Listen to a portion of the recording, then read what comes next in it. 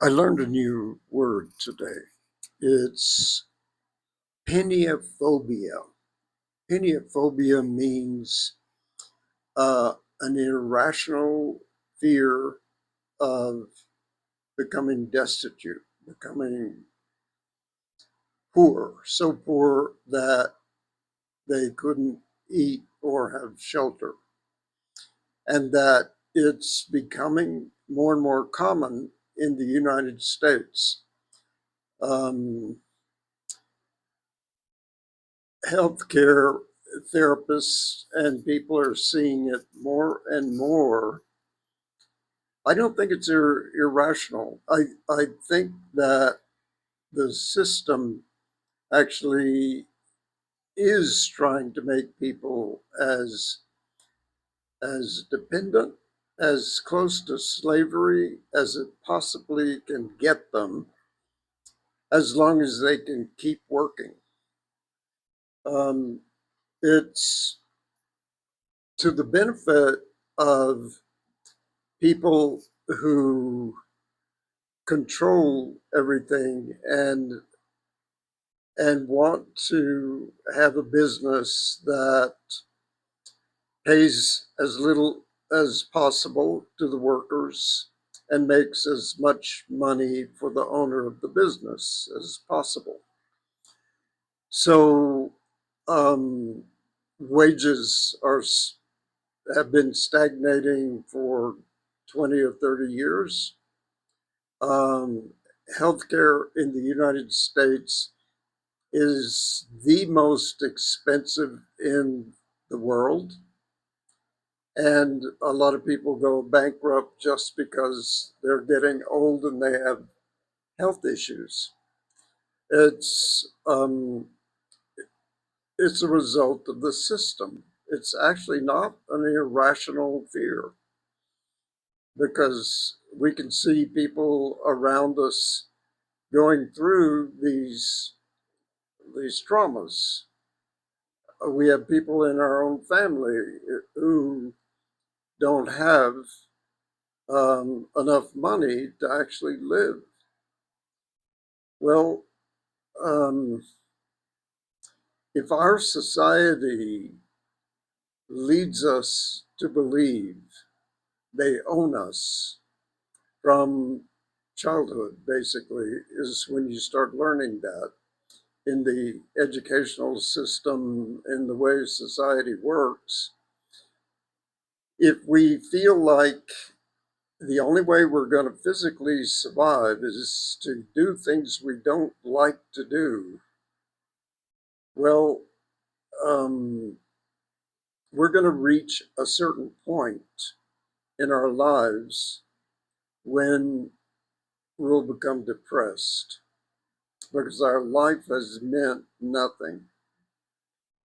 And a lot of, I can't tell you how many stories I see of people in their middle age and older going into elderhood who say, I didn't actually realize I could be an artist. Nobody ever mentioned that to me. My parents didn't know anything about art. It was never talked about in school. It was not an option. I am really happy. I'm really glad I didn't have that kind of upbringing. My mother was an artist, and I saw art every day, and there was always music in the house. Um, I just had a different reference point than most people.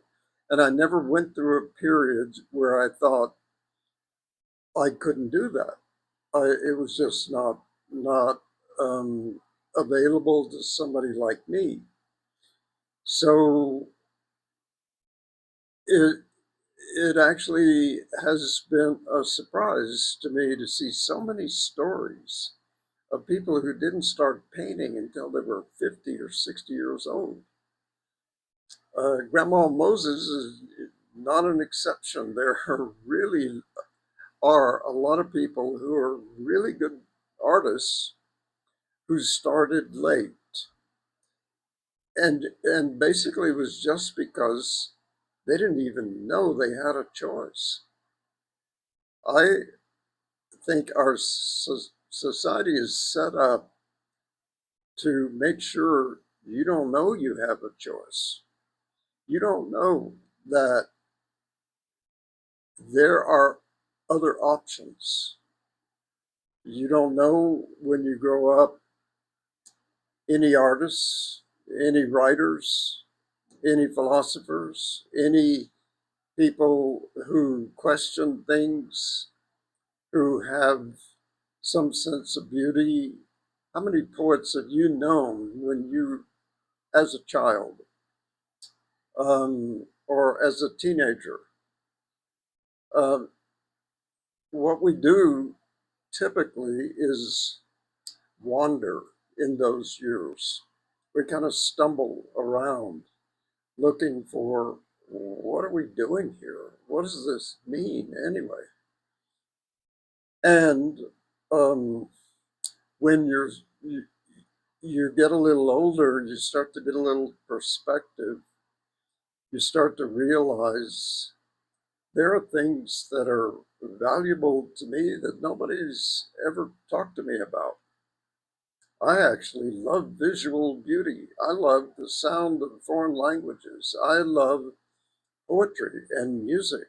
I I love travel. I love nature. I love animals. Um, and it could be anything.